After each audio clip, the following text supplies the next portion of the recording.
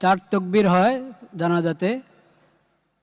প্রথম তাকবীর আমরা হাত উঠাবো, প্রথম তাকবীর পরে সানা, দ্বিতীয় তাকবীর, এরপর দুরূদ শরীফ, তৃতীয় তাকবীরের পর দোয়া, চতুর্থ তাকবীরের পর সালাম। জানাজায় সূরা ফাতিহা পড়ার পক্ষে এবং না পড়ার পক্ষে হাদিস আছে কি? সাহাবীদের পক্ষ থেকে স্পষ্ট বর্ণনা আছে যে রাসূলুল্লাহ সাল্লাল্লাহু আলাইহি ওয়াসাল্লামের সুন্নাত জানাজায় সূরা ফাতিহা পড়া। আর রাসূলুল্লাহ সাল্লাল্লাহু আলাইহি ওয়াসাল্লামের পক্ষ থেকে একটা আম হাদিস আছে যে সূরা ফাতিহা ছাড়া সালাত হয় না। সেই আম হাদিসের ভিত্তিতে আমরা মনে করি সকল সালাতে সূরা ফাতিহা পড়তে হবে। সূর্যগ্রহণের সালাত, চন্দ্রগ্রহণের সালাত, বৃষ্টি প্রার্থনার সালাত, জানাজার সালাত, সালাতুল খৌফ, যত রকমের সালাত হতে পারে। কোন মৃত ব্যক্তি যদি বেনামাজি হয়, স্বপ্নে মাঝে মাঝে দেখা দেয় যে সে কষ্টে আছে, একটু গরম পানি চা দাও, তবে তার জন্য কি মাফ চাওয়া যাবে? যদি তার জন্য দোয়া করি তাহলে আমার কি গুনাহ হবে? বেনামাজি মানে কি? বেনামাজি মানে যদি ওই প্রথম যেটা প্রশ্ন আসলো যে জুমার সালাত আদায় করে না,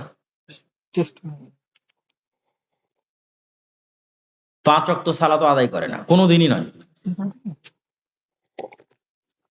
ঠিক আছে, কোনোদিনই না 5 ওয়াক্ত সালাতে না জুমার সালাতে, তাহলে তো স্পষ্ট কাফের। তাহলে কি মুসলমানদের গুরুস্থানে দাফন করে ঠিক হয়, আর জানাজা পড়াও ঠিক হয়নি। মুক্ত ঢাকা হতে হবে, তথা স্বাভাবিক একটা কাপড় মুখের উপর দিয়ে পড়ে থাকবে, মুখ খোলা, মুখে কিছু নাই, স্বাভাবিক একটা কাপড় মুখের উপর দিয়ে ফেলে রাখবে, ভিতরে মুখ খোলা আছে। উমরার ক্ষেত্রেও একই অবস্থা অবলম্বন করবে, কেন উমরা এবং সালাতে আল্লাহর আদেশ হচ্ছে মুখ খোলা রাখতে হবে। তারপরে আমি জামালপুরের শহরের এক দোকানে থাকি, প্রতিদিন অনেক মহিলার সাথে মুখোমুখি কথা বলতে হয়, তাদের চেহারার দিকে তাকিয়েও কথা বলতে হয়, চেষ্টা করতে হবে চক্ষু নিচু রেখে কথা বলতে। যদিও এটা অনেক বড় পরীক্ষা, যতদূর সম্ভব, আর বাকি সময়ের জন্য ইস্তেগফার, তওবা, 5 ওয়াক্ত সালাত, জিকির আজকার, দান, এগুলোর মাধ্যমে ক্ষমা নেওয়ার ব্যবস্থা করতে হবে। আমার মেয়ের নামের অর্থ খাঁটি বা নির্দোষ, কিন্তু নামটা কি সেটা আমার জানার দরকার ছিল। খাঁটি বা নির্দোষ খারাপ নয়, ভালো, কিন্তু নামটা আসলে আরবিতে কি?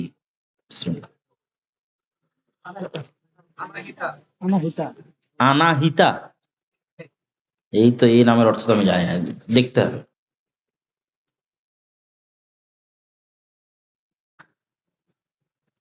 শায়েখ, আপনি ইদানিং রাজনৈতিক বক্তব্য দিচ্ছেন, এ সম্পর্কে কিছু বলবেন? ঠাকুরগাঁয়ে এরকম একটা প্রশ্নের উত্তর দিয়েছিলাম, গত 2 দিন আগে ফেসবুকে পোস্ট দেওয়া আছে, ওখানে বিস্তারিত বলা আছে। নবীরাও রাজনীতি করেছে, কিন্তু রাজনীতি হবে নবীদের আদর্শ অনুযায়ী।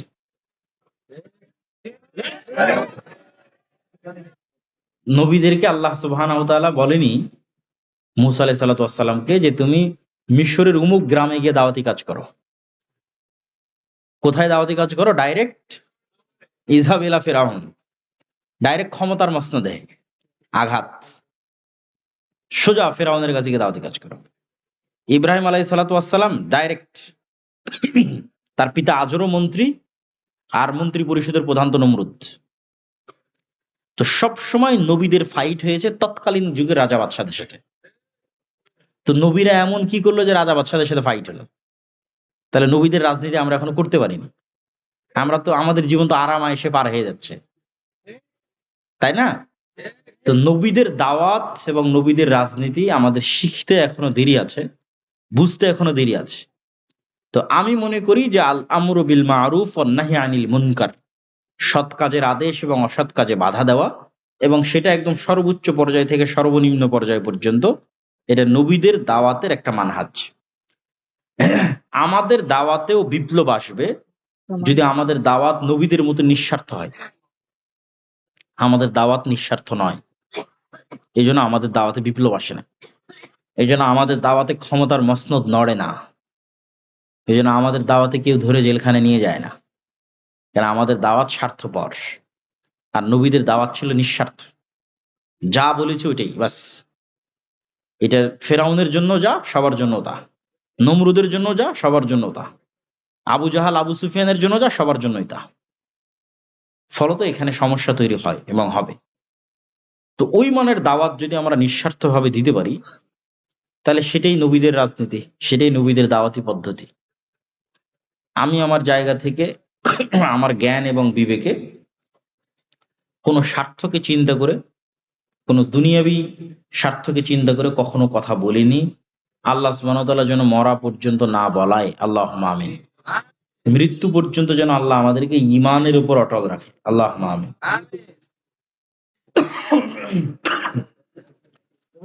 প্রজেক্টরের মাধ্যমে মেয়েরা বক্তাকে দেখতে পারবে কি? আয়েশা রাদিয়াল্লাহু তাআলা আনহা যেহেতু সাহাবীদের খেলা দেখতেন মসজিদে নববীতে, তো এটাতে সমস্যা নেই। কোন মুসলিম যদি অন্য মুসলিমের সাথে কথা বন্ধ করে দেয়, তাহলে আরেক যে আছে সে কথা বলার চেষ্টা করবে। একজন বন্ধ করেছে, আরেকজন বলবে। এই তো দায়িত্ব। সে তার দায়িত্ব পালন করার পরও যদি না বলে, কিছু করার নাই, তার দায়িত্ব থেকে সে মুক্ত হয়ে গেল। কিন্তু কথা বন্ধ করা উচিত নয়। তো সালাম, দেখা হলে সালাম দিতে হবে, এটা জরুরি। হাদিসরা অনেক দিক থেকেই বড় শিরক থেকে বেঁচে থাকে, কিন্তু তারপরও তাওহীদের অর্থ সকলের কাছে স্পষ্ট নয়। আল্লামা ইকবাল লিখেছেন, এ দৌর আপনি ইব্রাহিম কি তালাশ মে হ্যায়। আজকের যুগে মুসলমানদের মুক্তির একটাই রাস্তা, মুসলমানদের মধ্যে একজন ইব্রাহিম লাগবে, ইব্রাহিম আলাইহিস সালাম। আজকের মুসলমানদের বাঁচার একটাই রাস্তা, আজকের যুগের মুসলমানদের মধ্যে একজন ইব্রাহিম তৈরি হতে হবে। শতভাগ তাওহীদপন্থী মুমিন লাগবে। তো ইব্রাহিমের কি এমন ছিল যা আজকের মুসলমানদের নাই, অথবা আজকের আহলে হাদিসদেরও নাই? কি ছিল ইব্রাহিমের? ইব্রাহিম এবং ইসমাইল আলাইহিসসালাম যখন পরস্পরের কুরবানির জন্য প্রস্তুতি নিলেন, তখন কোরআনের ওই জায়গায় আয়াত আছে, আসলামা ওয়া তাল্লাহু লিল জাবিন। তারা দুইজন ইসলাম গ্রহণ করেছে। শাব্দিক অনুবাদ করলাম। তো ইব্রাহিম আর ইসমাইল তো আগে থেকে ইসলাম গ্রহণ করেছে। তো আজকে যখন মাথা ছুরির নিচে, পিতা ছুরি ধরে আছে আর সন্তান ছুরির নিচে, তখন কিসের ইসলাম গ্রহণ হলো? ইসলাম মানে আল্লাহর সিদ্ধান্তের সামনে পরিপূর্ণ আত্মসমর্পণ। তো আজকে পিতা নিহত হওয়ার জন্য প্রস্তুত, কেননা সিদ্ধান্ত আল্লাহর। আজকে পিতা সন্তানকে জবাই করার জন্য প্রস্তুত, কেননা সিদ্ধান্ত আল্লাহর। এই জন্য এখানে বলা হয়েছে আসলামা। আল্লাহর সিদ্ধান্তের সামনে দুইজন যেভাবে আত্মসমর্পণ করলো, এটাই ইসলাম। তো আমরা শতভাগ তাওহীদপন্থী নই। ধরেন আমরা আহলে হাদিসরা হয়তো শিরক থেকে বেঁচে থাকলাম, তাবিজ কবজ থেকে বেঁচে থাকলাম, কিন্তু আমি টাকার সামনে সবকিছু বিক্রি করে দিতে রাজি আছি, ক্ষমতার জন্য সবকিছু বিসর্জন দিতে রাজি আছি, নিজের নফসের শাহওয়াতকে পূরণ করার জন্য সবকিছু বিসর্জন দিতে রাজি আছি। সেটা নারী হোক, মদ হোক, জুয়া হোক, বিড়ি হোক, সিগারেট হোক। তখন নফসের শাহওয়াতকে কোরআনে বলা হয়েছে ইলাহ, ইলাহাহু হাওয়া। তাহলে শুধু কবরে সিজদা দিলে মানুষ মুশরিক হয়ে গেল, আর আমি কবরে সিজদা দিই না তাই বড় তাওহীদপন্থী? জি না, আমার ইলাহ তো বিড়ি, আমার ইলাহ সিগারেট, আমার ইলাহ মদ, আমার ইলাহ জুয়া, আমার ইলাহ ক্ষমতা, আমার ইলাহ ওই নারী, আমার ইলাহ ওই টাকা। তাহলে শতভাগ তাওহীদপন্থী মানে সব দিক থেকে মুক্ত। এ দৌর আপনি ইব্রাহিম কি তালাশ মে হ্যায় মানে ইব্রাহিমের কলব সকল কিছু থেকে মুক্ত। ইব্রাহিম ছিল পূর্ণ মুসলিম, মানে আল্লাহর সিদ্ধান্তের সামনে নিজের না নাফসের সিদ্ধান্ত, আল্লাহর সিদ্ধান্তের সামনে না টাকার মূল্য, আল্লাহর সিদ্ধান্তের সামনে না বিড়ি সিগারেটের মূল্য, আল্লাহর সিদ্ধান্তের সামনে না জুয়ার মূল্য, না নারীর মূল্য, আর না আল্লাহর সিদ্ধান্তের সামনে কবর তাবিজ কবজের মূল্য। আল্লাহর সিদ্ধান্ত যা, তার সামনে আমি মাথা নত করলাম। এরকম পূর্ণাঙ্গ তাওহীদপন্থী মানুষ খুঁজে পাওয়া খুব দুষ্কর, খুবই দুষ্কর। এই জন্য আল্লামা ইকবাল আরো একটা কবিতায় বলেছেন, নয়ে জামানে কে আজর নে তারা শোয়ে হ্যাঁ সনম আওর, যে আজকের মুসলমানদের প্রত্যেকটা বাড়িতে মূর্তি আছে, কিন্তু এই মূর্তি ওই ইব্রাহিম আলাইহিস সালামের পিতা আজরের তৈরি করা মূর্তি নয়, হিন্দুদের মা কালী দেবী দুর্গার মূর্তি নয়। এই মূর্তি নতুন যুগের আজরেরা তৈরি করেছে। ইনসার এ খুদাও মে বড়া সবসে ওয়াতন হ্যাঁ, ইসকা জো পেরাহান হ্যাঁ ও মজহব কা কাফন হ্যাঁ। আজকের আধুনিক যুগের আজরেরা যত মূর্তি তৈরি করেছে, যেমন গণতন্ত্র একটা মূর্তি, ন্যাশনালিজম জাতীয়তাবাদ একটা মূর্তি, সেকুলারিজম ধর্মনিরপেক্ষ মতবাদ একটা মূর্তি, সমাজতন্ত্র সোশ্যালিজম একটা মূর্তি। তাহলে আজকের মুসলমানেরা মূর্তির পূজা করে, তো সেই মূর্তি তুমি হিন্দুদের মূর্তি খুঁজতে গেলে হবে না। আজকের মুসলমানেরা যে মূর্তির পূজা করে সেই মূর্তি হচ্ছে এগুলো। তাহলে এই বিমূর্ত মূর্তির পূজা করে আমরা কিন্তু ইব্রাহিম হতে পারবো না। তাহলে এক নাম্বার যে বিজয়ের শর্ত হচ্ছে পূর্ণাঙ্গ তাওহীদপন্থী মুমিন লাগবে, ইব্রাহিমের মতো মানদণ্ড, ইব্রাহিম আলাইহিস সালাতু ওয়াস সালামের মতো শতভাগ তাওহীদপন্থী, ঈমান বিল গায়বে শতভাগ ইয়াকিন। ২ নাম্বার, নিশ্চিতভাবে বিশ্বাস করতে হবে আল্লাহর সাহায্য ছাড়া, গায়েবী মদদ ছাড়া ইসলাম এবং মুসলমানদের বিজয় হয় না। আর আল্লাহর সাহায্য এবং গায়েবী মদদ নিশ্চিত করতে হবে আমি কেমনে পাবো? দুনিয়ার শক্তিতে আমি যদি পারমাণবিক বমেরও মালিক হয়ে যাই, আর যদি আল্লাহর গায়েবী মদদ না থাকে, ইসলাম আর মুসলমানদের বিজয় হবে না। ব্যক্তিগত বিজয় হতে পারে, কোন দলের বিজয় হতে পারে, দুনিয়াবী কোনো স্বার্থ হাসিল হতে পারে, কিন্তু পূর্ণাঙ্গ যে ইসলাম এবং মুসলমানদের বিজয়ের কথা বলছি, ওটার জন্য আল্লাহর সাহায্য লাগবে। আল্লাহর সাহায্য কিভাবে আসবে? অনেকগুলো বিষয়ের মাধ্যমে আল্লাহর সাহায্য আসে, তার মধ্যে 2টো বিষয় আজকের আলোচনায় উল্লেখ করব। একটা হচ্ছে সালাত, আর একটা হচ্ছে জিকির। এই 2টা পয়েন্টের আলোচনা খুব মনোযোগ দিয়ে শুনতে হবে, সালাত এবং জিকির। সালাত হচ্ছে পৃথিবীতে থাকা এমন এক উন্নত প্রযুক্তি বা টেকনোলজি বা মাধ্যম বা উপায়, যা দিয়ে দুনিয়াতে বসে থেকে সরাসরি 7 আসমানের সাথে যোগাযোগ তৈরি করা যায়, সম্পর্ক তৈরি করা যায়, কানেকশন তৈরি করা যায়। আমরা যেমন করোনার পরে অনেকে লাইভ ক্লাস করি, জুম অ্যাপের মধ্যে লগ ইন দিয়ে পাসওয়ার্ড দিয়ে প্রবেশ করে লাইভে ক্লাস করি, অথবা লাইভে আমরা টক শো করি, যেখানে একজন আরেকজনের মুখোমুখি হয় 1000 কিলোমিটার দূরে থাকার পরেও। ওয়াশিংটন থেকে একজন মুখোমুখি হয়েছে, একজন ঢাকা থেকে, একজন জাপান থেকে মুখোমুখি হচ্ছে। তো এই যে আমরা পরস্পর লাইভ ক্লাসে মুখোমুখি হচ্ছি, এই ইন্টারনেট, এই মোবাইলের চেয়েতো লক্ষ কোটি গুণ, হাজারো গুণ উন্নত প্রযুক্তি হচ্ছে সালাত, যেখানে রব্বুল আলামিনের সাথে বান্দা লাইভ কানেক্টেড হয়, মুখোমুখি হয়। রাসূল সাল্লাল্লাহু আলাইহি ওয়াসাল্লামের হাদিস তোমাদের পরিভাষায় আমি অনুবাদ করলাম। রাসূল সাল্লাল্লাহু আলাইহি ওয়াসাল্লাম বলছেন, বান্দা যখন সিজদার দিকে তাকায় এবং তার কলব দুনিয়ার সকল চিন্তা থেকে মুক্ত থাকে, তখন আল্লাহ ও বান্দার মুখোমুখি হন। আর মানুষের কলব যখন আল্লাহর সাথে কানেক্টেড না থেকে দুনিয়ার কোনো চিন্তায় মগ্ন হয়, তখন আল্লাহ বিচ্ছিন্ন হয়ে যান। এটা আমি তোমাদের ভাষায় অনুবাদ করলাম যে লাইভ, আল্লাহ সুবহানাহু ওয়া তাআলা লাইভ বান্দার মুখোমুখি হয়। কেননা মানুষের হৃদয়ের বুকের মধ্যে যে কলব আছে, এই কলব পৃথিবীর সবচেয়ে উন্নত প্রযুক্তির মেশিন। এই কলব দিয়ে ভিন্ন জগতের সাথে যোগাযোগ হয়, শয়তানের সাথে, ফেরেশতার সাথে, আল্লাহ সুবহানাহু ওয়া তাআলার সাথে। তো এই জন্য বলা হয়েছে যে কলব যতক্ষণ আল্লাহর সাথে কানেক্টেড, ততক্ষণ আল্লাহ বান্দার মুখোমুখি। কলব যখন দুনিয়ার চিন্তায় মগ্ন, তখন আল্লাহ সুবহানাহু ওয়া তাআলার সাথে যোগাযোগ বিচ্ছিন্ন।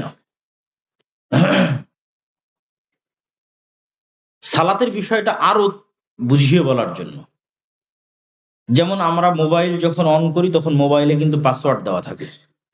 এই যে ফিঙ্গারপ্রিন্ট নিল, নিয়ে ফোনটা ওপেন হলো, অথবা ফেস ভেরিফিকেশন নিবে, নিয়ে ফোনটা ওপেন হবে।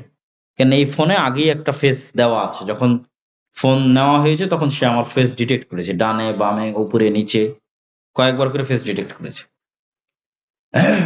ভাইয়েরা যারা উঁচু পর্যায়ে চাকরি করে তাদের বিভিন্ন অফিসে গেলে দেখবা যে কার্ড দিয়ে দরজা ওপেন হচ্ছে, কার্ড পাঞ্চ করতেছে, দরজা ওপেন হয়ে যাচ্ছে, ফিঙ্গারপ্রিন্ট দিচ্ছে, দরজা ওপেন হয়ে যাচ্ছে।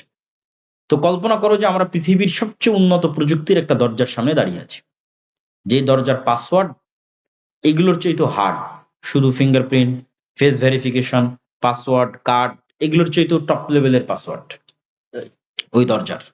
কেন ওই দরজাটাই এত উন্নত প্রযুক্তির যে ওখানে এত ভ্যারাইটিস টাইপ অফ পাসওয়ার্ড সংযুক্ত করা সম্ভব। সেটা কি, আমরা একটা দরজার সামনে দাঁড়িয়ে আছি, সেই দরজাটাই পাসওয়ার্ড কাজ করবে না নির্ধারিত সময় ছাড়া, অ্যাক্টিভ হবে না। তাহলে নির্ধারিত সময় উপস্থিত হতে হবে। ওই দরজার মধ্যে মনে করো, যেমন আমার মোবাইলে যেমন ফেস ভেরিফিকেশন দেওয়া আছে, ওই দরজার মধ্যে বিভিন্ন পিকচার সেট করা আছে। আমি যখন ওই পিকচারের অনুকরণ করব, যেই পিকচার ওখানে সেট করা আছে, তখন রিসিভ করবে যে হ্যাঁ মিলতেছে। তো ধরো ওখানে একটা পিকচার সেট করা আছে, এইভাবে দাঁড়িয়ে আছে, রুকুতে গেলাম, সিজদায় গেলাম, এই পিকচারগুলো আগে থেকে দরজায় সেট করা আছে, আমিও সেম ওই রকম করতেছি, মিলতেছে পিকচারের সাথে। পাশাপাশি ওই প্রতিটা ফরম্যাটে একটা করে আওয়াজ দেওয়া আছে, যে আওয়াজটা ওখানে আগে থেকে সেট করা আছে, আমিও সেম ওই আওয়াজটা উচ্চারণ করতেছি, যে এই ফরম্যাটের আওয়াজ হচ্ছে আলহামদুলিল্লাহ রাব্বিল আলামিন আর রহমানির রহিম, রুকুর ফরম্যাটের আওয়াজ হচ্ছে সুবহান রাব্বিল আযীম। তাহলে নির্ধারিত সময়ে, নির্ধারিত ফরম্যাটে, নির্ধারিত আওয়াজ যখন মিলে গেছে, তখন দরজাটা খুলে গেছে। এটা এমনি কল্পনার জগতে এমনি একটা উদাহরণ দিলাম, কিন্তু বাস্তবতা কি? বাস্তবতা হচ্ছে সালাত এর চেয়েতেও বড়, এর চেয়েতেও উন্নত এবং টপ লেভেলের আল্লাহ সুবহানাহু তাআলার সাথে যোগাযোগের যে বন্ধ দরজা আছে, আল্লাহ সুবহানাহু তাআলার সাহায্য পাওয়ার যে বন্ধ দরজা আছে, সেই বন্ধ দরজা উন্মুক্ত হয়ে যাবে, আল্লাহর সাথে যোগাযোগের সেই বন্ধ দরজা খুলে যাবে। সেই মাধ্যম হচ্ছে, সেই উপায় হচ্ছে সালাত। আরো উন্নত, আরো টপ লেভেলের, যেখানে সরাসরি আল্লাহ সুবহানাহু তাআলার সাথে যোগাযোগ তৈরি হয়। এই জন্যই রাসূলুল্লাহ সাল্লাল্লাহু আলাইহি ওয়াসাল্লাম সূর্যগ্রহণে সালাত আদায় করেন, চন্দ্রগ্রহণে সালাত আদায় করেন, বৃষ্টি না হলে সালাত আদায় করেন, জানাজায় সালাত আদায় করেন, এমনকি যুদ্ধের মাঠেও সালাত আদায় করেন। যুদ্ধের মাঠে সালাতের কি লজিক কে বলতে পারবে? অর্ধেক মানুষ যুদ্ধ করবে, অর্ধেক সালাত আদায় করবে। দুনিয়ার কোনো লজিকে এটা মানায় না, কেননা দুনিয়ার লজিকে তো লস। অর্ধেক মানুষ যুদ্ধ বাদ দিয়ে এসে নামাজ পড়ছে, সালাত আদায় করছে, লস। কিন্তু বাস্তবতা হচ্ছে মুসলমানদের বিজয় আল্লাহর সাহায্য ছাড়া হয় না। আর আল্লাহর সাহায্য আসবে, আল্লাহর সাথে যোগাযোগ তৈরি হবে কি দিয়ে? জোরে বলেন তো কি দিয়ে? সালাত। তাহলে ওই বাহ্যিক যুদ্ধের শক্তির চাইতে ওই সালাত জরুরি, কেন ওইটার মাধ্যমে আল্লাহ সুবহানাহু ওয়া তাআলার সাহায্য আসমান থেকে নেমে আসে। এটা আমি আপনি যতটুকু জানি, আমার এবং আপনার চেয়ে বেশি জানে মুহাম্মদ সাল্লাল্লাহু আলাইহি ওয়াসাল্লাম। বদরের যুদ্ধের আগের রাতে তিনি লম্বা রাতের সালাত আদায় করতেছেন। আল্লাহর সাহায্য পাওয়ার জন্য সালাতের মধ্যে সবচেয়ে পাওয়ারফুল সালাত রাতের সালাত। মুহাম্মদ সাল্লাল্লাহু আলাইহি ওয়াসাল্লামের লম্বা রাতের সালাত আদায় করা দেখে আবু বকর রাদিয়াল্লাহু তাআলা আনহু বলতেছেন, কাফাকা মুনাশাদাতাকা রাব্বাক, আপনি নবী হয়ে এত সালাত আদায় করা লাগে আল্লাহর কাছে রাতে, আপনি নবী হয়ে এত দোয়া করা লাগে, অনেক হয়েছে, যথেষ্ট, বাস আর কত? ক্লান্ত হয়ে গেছে আবু বকর রাদিয়াল্লাহু তাআলা আনহু। কিন্তু রাসূলুল্লাহ সাল্লাল্লাহু আলাইহি ওয়াসাল্লাম করতেই আছে, এই জন্য যে মুহাম্মদ সাল্লাল্লাহু আলাইহি সাল্লাম আবু বকরের চেয়েও বেশি জানে যে কাল বদরের যুদ্ধে উনি আল্লাহর সাহায্য ছাড়া জিততে পারবে না। দুনিয়াবী শক্তিতে উনি যতই শক্তিশালী হোক, বিজয় সম্ভব নয় যতক্ষণ কার সাহায্য না পাওয়া যাবে? আল্লাহর। আর মুহাম্মদ সাল্লাল্লাহু আলাইহি ওয়াসাল্লাম আবু বকরের চেয়ে ভালোভাবে জানেন যে আল্লাহর সাহায্য পেতে হলে আমাকে রাতের সালাতে দাঁড়াতেই হবে, কোনো রাস্তা নেই। এটাই টেকনোলজি, এটাই সেই প্রযুক্তি যা দিয়ে আসমান থেকে আল্লাহর সাহায্য নেমে আসবে। তাহলে এখন আপনি কল্পনা করেন যে পৃথিবীর সর্বশ্রেষ্ঠ নবী, সর্বশ্রেষ্ঠ রাসূল, সর্বশ্রেষ্ঠ মানুষ আল্লাহর সাহায্য ছাড়া জিততে পারছে না, জয়লাভ হচ্ছে না, বিজয় আসতেছে না। আর পৃথিবীর সর্বশ্রেষ্ঠ মানুষ আল্লাহর সাহায্য পাওয়ার জন্য 5 ওয়াক্ত সালাত তো অনেক পরে আছেই, 5 ওয়াক্ত সালাতের পরেও দীর্ঘ সময় যাবৎ রাতে উঠে সালাত আদায় করতে হচ্ছে, আল্লাহর সাহায্য নিবে তাই, অথচ উনি নবী, সর্বশ্রেষ্ঠ মানুষ, সর্বশ্রেষ্ঠ রাসূল। আর আমরা শরীফপুর জামালপুরের মানুষ 5 ওয়াক্ত সালাত আদায় না করেই শুধু ভোট দিয়ে আর মিছিল দিয়ে ইসলাম বিজয় হয়ে যাবে। হবে নাকি? সম্ভব নয়। সালাতে যে নাই ও আল্লাহর গন্তির মধ্যেই নাই, আল্লাহর গণনার মধ্যেই নাই, কাউন্টের মধ্যেই নাই। কারণ কোথায় পড়ে মারা গেল, কি ভাগাড়ে ডুবে গেল, কি নদীতে পড়ে গেল, এই গণনার মধ্যেই সে নাই, সালাতে যে নাই। তো তার দিয়ে ইসলামের বিজয় তো বহু পরে, তার দিয়ে মুসলমানদের বিজয় তো বহু পরে, সে আল্লাহর গণনার খাতা থেকে বাদ। এই জন্য সালাত লাগবেই, গোলামি থেকে মুক্তির জন্য, ইসলাম এবং মুসলমানদের বিজয়ের জন্য, আল্লাহর সাহায্য পাওয়ার জন্য সালাত লাগবেই। সালাতের মধ্যে সবচেয়ে পাওয়ারফুল হচ্ছে রাতের সালাত। আর একটা পয়েন্ট আমরা বলেছি জিকির, যে দুইটা মাধ্যমে আল্লাহ সুবহানাহু ওয়া তাআলার সাহায্য পৃথিবীতে বেশি পাওয়া যায়। তার 1 নাম্বার বলেছি সালাত, 2 নম্বর বলেছি জিকির। জিকিরটা বোঝানোর জন্য আমাদের বুঝতে হবে শব্দ এবং আওয়াজ অত্যন্ত পাওয়ারফুল। শব্দ ভিত্তিক প্রযুক্তি, আওয়াজ ভিত্তিক প্রযুক্তি পৃথিবীতে সবচেয়ে শক্তিশালী। এটা যতক্ষণ আমি আপনাকে না বুঝাতে পারবো ততক্ষণ জিকির কেন পাওয়ারফুল এটা বুঝাতে পারবো না। তার আগে আমাদের বর্তমান সভ্যতা কোন প্রযুক্তির উপর দাঁড়িয়ে আছে? 1 মিনিট। আমাদের বর্তমান সভ্যতা দাঁড়িয়ে আছে এই মোবাইল, এই কম্পিউটার, এই ইন্টারনেট, এই ক্যামেরা, ফেসবুক, ইউটিউব যা আছে, পুরো যে আমাদের ডিজিটাল যে সভ্যতা, এই সভ্যতাটা দাঁড়িয়ে আছে আলোর যে তরঙ্গ, লাইটের যে ওয়েভ, ওইটার মধ্যে যে ডাটা ট্রান্সফার করার ক্ষমতা আছে সেটার উপর দাঁড়িয়ে আছে। আলো ডাটা ট্রান্সফার করতে পারে, এটা আজকে থেকে নয়, যেদিন থেকে আল্লাহ পৃথিবী সৃষ্টি করেছে ওই দিন থেকে। মানুষ জানতো না, মানুষের এই জ্ঞান ছিল না। আজ 50-100 বছর হচ্ছে মানুষ শিখেছে যে কিভাবে আলোর মধ্যে দিয়ে ডাটা ট্রান্সফার হলে ওটাকে রিসিভ করা যায়। ওইভাবে মোবাইল বানিয়েছে, ওইভাবে টাওয়ার সেট করেছে।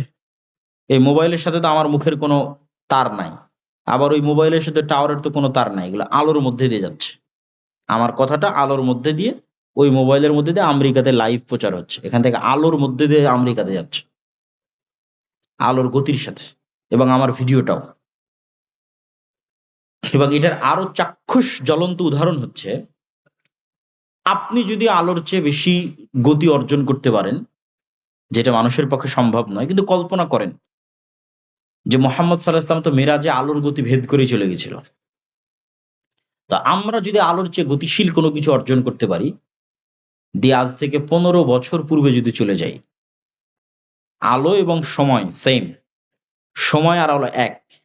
15 বছর আগে এই পৃথিবীতে, এই শরীফপুর, এই জামালপুরে যে সময়টা অতিক্রম হয়েছে, ওর সাথে একটা আলো অতিক্রম করেছে, ওর সাথে একটা লাইটও অতিক্রম করেছে। লাইট এবং সময় একই সাথে চলমান। তো আমি যদি আলোর গতিতে 15 বছর আগে চলে যাই, দিয়ে ওখানে গিয়ে যদি একটা মেশিন সেট করি, তাহলে 15 বছর আগে এই শরীফপুর, এই জামালপুরে কে কি বলেছে, কে কি করেছে সব শোনা যাবে লাইভ, এবং সব দেখা যাবে লাইভ। বদরের যুদ্ধ লাইভ দেখা সম্ভব। শুধু বদরের যুদ্ধের সময় যে আলো ক্রস করেছে, এটার বয়স 1500 বছর। ওই 1500 বছর আলো এখন যত দূর আছে মহাকাশে, ওখানে গিয়ে ধরতে হবে। ওখানে গিয়ে ধরলে লাইভ দেখা যাবে, রাসূল সাল্লাল্লাহু আলাইহি ওয়াসাল্লামের আওয়াজ, সাউন্ড লাইভ শোনা যাবে, হাদিস এবং যুদ্ধ লাইভ দেখা যাবে। এই জন্য মানুষের কোনো কিছু হারায় না, আমরা যা করছি কিচ্ছু হারায় না, সব আলোর মধ্যে আছে। তাহলে মানুষই তো মানুষের হিসাব নিতে পারবে, আল্লাহর হিসাব নেওয়া তো বহু পরে। আল্লাহ সুবহানাহু ওয়া তাআলা তো এগুলোর কোনোটারই মুখাপেক্ষী নন, কিন্তু তারপর আমাদের জ্ঞান দিয়ে আমরা যতটুকু অর্জন করেছি সেটাতে আমরাই আমাদের হাতে ধরা। তো আধুনিক সভ্যতা দাঁড়িয়ে আছে এই আলো কেন্দ্রিক, এই লাইট কেন্দ্রিক, তরঙ্গ ওয়েভ কেন্দ্রিক প্রযুক্তির উপর। আর আমি এমন একটা প্রযুক্তির কথা বলছি যেটা শব্দ কেন্দ্রিক, আওয়াজ ভিত্তিক, আওয়াজ কেন্দ্রিক। এইটার কিছু জ্ঞান আল্লাহ সুলাইমান আলাইহিস সালাতু ওয়াস সালামকে দিয়েছিলেন। ওয়ামা উতিতু মিনাল ইলমি ইল্লা কালিলা। পিঁপড়া কি বলছে সেটা বোঝা, এবং আমি কোন কোন ধরনের আওয়াজ বের করলে পিঁপড়া বুঝবে, যেমন আমি কিন্তু এখন একটা আওয়াজই বের করতেছি, এটা বাংলায়। এটি যদি আমি ইংরেজিতে বের করি তারপর মাই নেম ইজ আব্দুল্লাহ, এটি যদি উর্দুতে বের করি তাহলে সেই আওয়াজটা হচ্ছে মেরা নাম আব্দুল্লাহ। ঠিক আছে? তাহলে সেম জিনিস আমি ভিন্ন ভিন্ন আওয়াজে বের করতেছি। আরবি যদি বলি তাহলে আনা আব্দুল্লাহ, ইসমি আব্দুল্লাহ। তাহলে এইরকমই আওয়াজের কোন একটা ধরন আছে যেটা পিঁপড়া বুঝে, ওইটা আমরা জানি না। এইরকমই আওয়াজের কোন একটা ধরন আছে যেটাতে আমরা পাখির সাথে কথা বলতে পারবো, কিন্তু জানি না।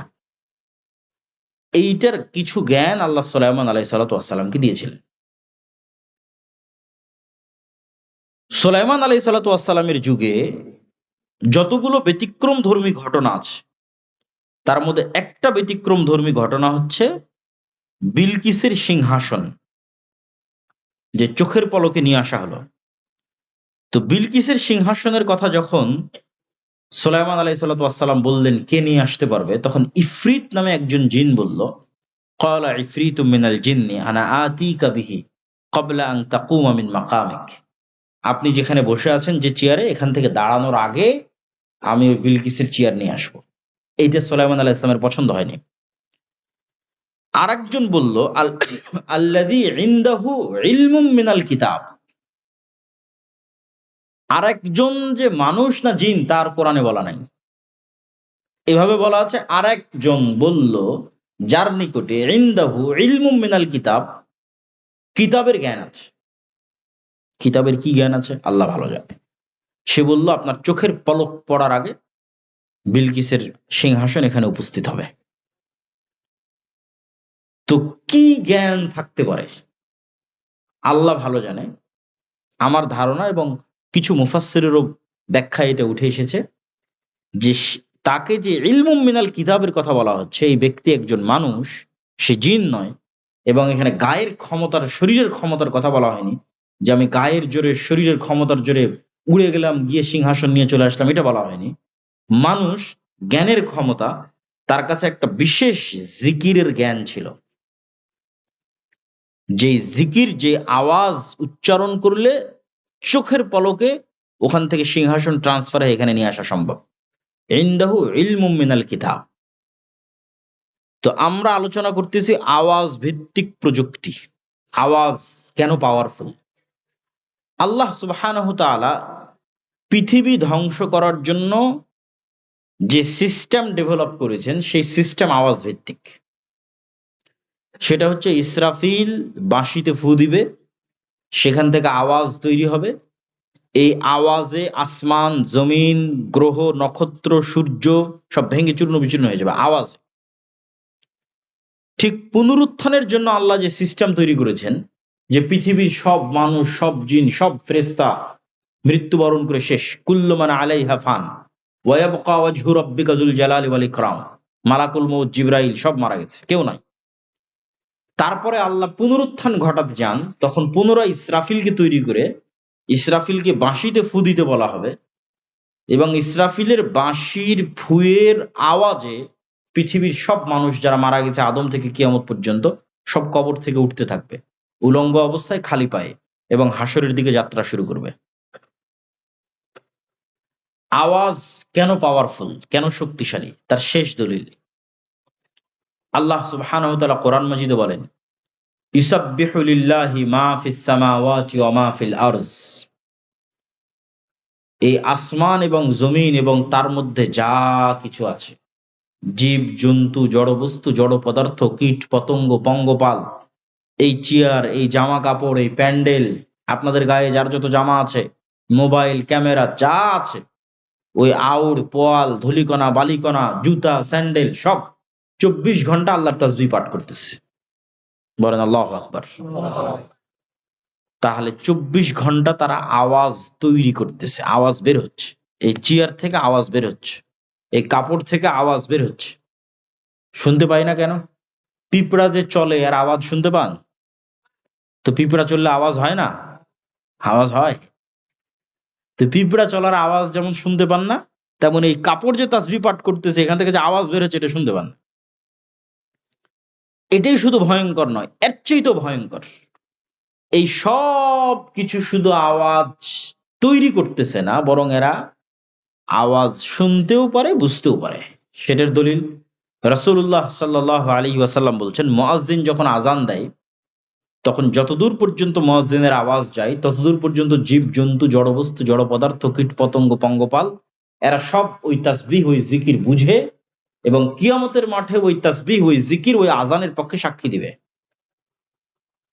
তাহলে এই চেয়ার সুবহানাল্লাহ বলতেছে, আবার আমি যে সুবহানাল্লাহ বলতেছি এই সুবহানাল্লাহ বুঝতেছে। এজন্য আওয়াজ বা জিকির মোস্ট পাওয়ারফুল, সবচেয়ে পাওয়ারফুল। আর এই জন্য উম্মতে মুহাম্মাদির কাছে মুসা আলাইহিস সালাতু ওয়াস সালামের কাছে যে লাঠি ছিল, সেই লাঠির চাইতে পাওয়ারফুল জিনিস আছে উম্মতে মুহাম্মাদির কাছে। মুসা আলাইহিস সালাতু ওয়াস সালামের কাছে যে হাতের মুজিজা ছিল, তার চাইতে পাওয়ারফুল জিনিস আছে উম্মতে মুহাম্মাদির কাছে, সেটা হচ্ছে কোরআন। কেননা কোরআন সরাসরি আল্লাহর আওয়াজ, আল্লাহর সাউন্ড, আল্লাহর শব্দ, আল্লাহর বাক্য। বলেন আল্লাহু আকবার। এর চাইতে শক্তিশালী কিছু পৃথিবীতে নেই। এই জন্য জিকিরের মধ্যে সর্বশ্রেষ্ঠ জিকির কোরআন। এই জন্য কোরআনের তাজবিদ বিশুদ্ধ করতে হয়। আমার তাজবিদ যদি হুবহু মুহাম্মদ সাল্লাল্লাহু আলাইহি ওয়াসাল্লামের মতো হয় উচ্চারণ, আর মুহাম্মদ সাল্লাল্লাহু আলাইহি ওয়াসাল্লামেরটা হুবহু জিবরাইল আলাইহিস সালাতু ওয়াসসালামের মতো, আর জিবরাইলেরটা হুবহু আল্লাহ সুবহানাহু ওয়া তাআলার মতো, এভাবে আওয়াজ ট্রান্সফার হতে হতে আমাদের পর্যন্ত এসেছে। আল্লাহর শব্দ, আল্লাহর বাক্য। জিবরাইল শুনেছেন, জিবরাইল থেকে মুহাম্মদ সাল্লাল্লাহু আলাইহি ওয়াসাল্লাম, মুহাম্মদ সাল্লাল্লাহু আলাইহি ওয়াসাল্লাম থেকে আমরা। এই জন্য কোরআন সবচেয়ে পাওয়ারফুল। এবং রাসূলুল্লাহ সাল্লাল্লাহু আলাইহি ওয়াসাল্লাম বলেছেন, কিয়ামতের পূর্ব মুহূর্তে অনেক শহর মুসলমানেরা বিজয় করবে, অনেক শহরের দেওয়াল ভেঙে পড়ে যাবে শুধু মুসলমানদের তাকবীর ধ্বনিতে, আল্লাহু আকবার ধ্বনিতে। মানে শুধু আওয়াজ দিয়ে। আল্লাহ শর্ত দিয়েছে, ওয়ালা তানিয়া ফি যিকরি, যা দিয়েছি সব অ্যাক্টিভ থাকবে। যদি তোমার কালব, যদি মুসার কালব সালাতের মাধ্যমে এবং জিকিরের মাধ্যমে আল্লাহর সাথে কানেক্টেড থাকে, তাহলে যা যা দেওয়া আছে সব অ্যাক্টিভ থাকবে। এখন মুসা আলাইহিস সালামের কালব সালাত এবং জিকিরের মাধ্যমে আল্লাহর সাথে কানেক্টেড, তখন মুসা আলাইহিস সালাম লাঠি ছাড়লে সাপও হবে, মুসা আলাইহিস সালাম লাঠি দিয়ে আঘাত করলে সমুদ্রের মধ্যে রাস্তাও তৈরি হবে। এলে জিকির, জিকির এবং সালাতে নাই, আল্লাহ সুবহানাহু ওয়া তাআলার খাতাতেও নাই, আল্লাহ সুবহানাহু ওয়া তাআলার গণনাতেও নাই। জাকারিয়া আলাইহিস সালাতু ওয়াস সালাম, কুল্লামা দাখালা আলাইহা জাকারিয়াল মিহরাব ওয়াজাদা ইনদাহা রিজকা ক্বালা ইয়া মারইয়ামু আন্না লাকি হাযা ক্বালা, আল্লাহর কাছে দোয়া করছেন, আল্লাহ এরকম যদি আমারও একটা সৎ সন্তান থাকতো। তো আল্লাহ ফেরেশতাদের মাধ্যমে জাকারিয়া আলাইহিস সালাতু ওয়াস সালামকে সুসংবাদ দিলেন যে তোমার সন্তান হবে। আল্লাহ সেই সন্তানের নাম রেখে দিয়েছে ইয়াহইয়া, আল্লাহ নাম রেখেছে। এখন এত বড় সুসংবাদ পাওয়ার পর জাকারিয়া আলাইহিস সালাতু ওয়াস সালামের নিজেরই আর বিশ্বাস হয় না। কেন? ওনার অবস্থা উনি ভালো জানে, ওনার দাড়ি, ওনার চুল, ওনার শরীরের সক্ষমতা, ওনার স্ত্রীর বন্ধ্যাত্ব সব উনি জানে। তাহলে উনি বলল আর আল্লাহ বলল দিয়ে দিব, বলল আর হয়ে গেল, ওনার আর বিশ্বাস হয় না। তো উনি আল্লাহ সুবহানাহু ওয়া তাআলাকে বলছেন, আল্লাহ আলামত বলেন, চিহ্ন বলেন, যাতে বিশ্বাস করতে পারি আসলেই আমার সন্তান হবে। তখন আল্লাহ বলছেন, তোমার আলামত এবং চিহ্ন হচ্ছে সকাল সন্ধ্যার জিকির। সকাল সন্ধ্যার জিকিরে সব অসম্ভব সম্ভব হয়ে যাবে, সব অসম্ভব। সন্ধ্যা মানে মাগরিবের পরে নয়, আসরের পর থেকে সূর্য ডোবার পূর্ব পর্যন্ত। বুকরাতাও ওয়া আসীলা বিল আশিয়্যি ওয়াল ইবকার ক্বাবলা তুলুইশ শামসি ওয়া ক্বাবলাল গুরুব। এগুলো কোরআনের আয়াত। সকাল সন্ধ্যায় জিকিরের বিষয়ে আল্লাহ সুবহানাহু ওয়া তাআলার আদেশ। আর সকাল মানে ফজরের পর থেকে নিয়ে সূর্য ওঠা পর্যন্ত। এবং জিকির কেন শ্রেষ্ঠ? সব ইবাদত জিকির, এমনকি সালাতও জিকির। এই যে ছেলেরা, তোমরা কোথায় যাচ্ছ? আমরা তো আমরা আসছি চিটাগাং থেকে যাব রাজশাহী, তা আমাদেরই তো কষ্ট বেশি, আমাদেরই তাড়া আছে যে বক্তব্য দ্রুত শেষ করতে হবে। অতএব বক্তব্যের মধ্যে উঠাচলা করিও না, আর অল্প সময়ের মধ্যে বক্তব্য শেষ করব। বক্তব্যের মধ্যে উঠাচলা করলে বিরক্ত হয়, বিরক্ত বোধ হয়। তো সকল ইবাদতই জিকির, যেমন সালাত। আল্লাহ সুবহানাহু ওয়া তাআলা প্যারালাইজড অবস্থায় আছে, আপনার হাত পা কিচ্ছু নড়ে না, তো কিচ্ছু নড়া লাগবে না। আল্লাহকে স্মরণ করার জন্য আবার কি নড়া লাগে? আল্লাহকে স্মরণ করার জন্য কালব আর ব্রেন ঠিক থাকলেই হয়। উজুর পানি নাই, নাই। তায়াম্মুমের মাটি নাই, নাই। কেবলা চিনেন না, চিনেন না। আবু গারিব কারাগারে কাপড় নাই, উলঙ্গ অবস্থায় আছেন, তো নাই। সালাতের মূল উদ্দেশ্য কি? আল্লাহ বলছেন আকিমিস সালাত লিযিকরি। সালাতের মূল উদ্দেশ্য হচ্ছে তোমার কালবকে দিনে রাতে 24 ঘন্টায় অন্তত 5 বার আল্লাহকে স্মরণ করতে হবে। তো স্মরণ করতে তোমার কিচ্ছু লাগবে না। তাহলে কি দিয়ে তুমি বলবা যে, কোন অজুহাত দিয়ে তুমি বলবা যে আমি সালাত আদায় করবো না? কোনো অজুহাতই নাই। যতক্ষণ জ্ঞান আছে ততক্ষণ সালাত আছে, যতক্ষণ সজাগ আছে ততক্ষণ সালাত আছে। তাতে যদি সব বাদ যায়, সব বাদ যাক, কোনো সমস্যা নেই। কেবলা বাদ গেছে জানি না, অজু করার জায়গা নাই, তায়াম্মুম করার জায়গা নাই, কাপড় অপবিত্র, পবিত্র করার কাপড় নাই, সব কোনো দরকার নাই, কোনো কিছুর দরকার নেই। যেটা যেটা পারতেছো না সব বাদ, কিন্তু সালাত চলবে। কেন? সালাতের মূল উদ্দেশ্য হচ্ছে তোমার কালবকে দিনে রাতে 5 বার আল্লাহকে স্মরণ করতে হবে। আকিমিস সালাত লিযিকরি। এই জন্য সালাতের কোনো মাফ নাই, অন্তত 5 ওয়াক্ত সালাতের কোনো মাফ নাই। কেন? কোনো অজুহাত নাই মাফ দেওয়ার। এটা ছাড়া যে আল্লাহ আমি অজ্ঞান ছিলাম, এটা ছাড়া যে আল্লাহ আমি মারা গেছি, এটা ছাড়া যে আল্লাহ আমি পাগল হয়ে গেছি, এটা ছাড়া যে আল্লাহ আমি ঘুমন্ত ছিলাম, আর কোনো অজুহাত নাই। কালব ঠিক আছে, ব্রেন ঠিক আছে, সালাত চলবে। যে অবস্থায় থাকো চলতে হবে সালাত। এটাই সালাতের মূল উদ্দেশ্য। আকিমিস সালাত লিযিকরি। এই জন্য সালাতের শুরু থেকে নিয়ে শেষ পর্যন্ত জিকিরই বেশি আছে, দোয়া কম আছে। আজান জিকির, ইকামাত জিকির। আল্লাহু আকবার বলে সালাত শুরু হলো, এই আল্লাহু আকবার জিকির। সূরা ফাতিহা পড়লাম, কোরআনের অন্য একটা সূরা পড়লাম, এটা সর্বশ্রেষ্ঠ জিকির। কেন? এটা আল্লাহর বাণী। সামি আল্লাহু লিমান হামিদা বলে রব্বানা লাকাল হামদ বললাম, আল্লাহর প্রশংসা করলাম, এটা জিকির, এখানেও দোয়া নাই। আল্লাহু আকবার বলে রুকুতে গেলাম, সুবহান রাব্বিয়াল আযীম, ওটাও জিকির, তাসবিহ, ওখানেও দোয়া নাই। আল্লাহু আকবার বলে সিজদায় গেলাম, সুবহান রাব্বিয়াল আলা, ওখানেও জিকির।